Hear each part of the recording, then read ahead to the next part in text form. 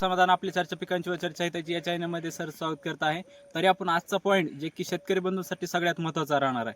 आजचा पॉईंट म्हणजे आपला असा आहे की चुनखड जी जमीन राहते तर त्यासाठी आपण नेमकं कोणतं खत वापरायचं किंवा आपण जी पीक आपण पेरलंय तर त्यावर कोणतं खत वापरायचं आपण ते आजच्या व्हिडिओमध्ये पाहणार आहोत. तर चुनखड जी जमीन राहते तर त्याच्यामध्ये आपल्याला जास्त प्रमाणात जे आहे ते कॅल्शियम कार्बोनेट असं सगळ्यात जास्त बघण्यात येतं.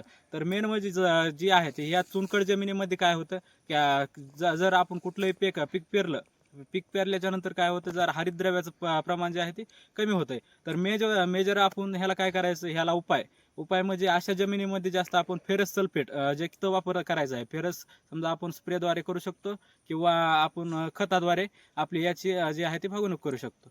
तर मातीची जी ही समस्या आहे चुनखडीची, तर आपल्याला समजलीच असेल. यामध्ये फेरस जास्त वाढवून घ्या, ते प्रॉब्लेम जे आहे ते आपला सॉल्व्ह होऊन जाईल. धन्यवाद.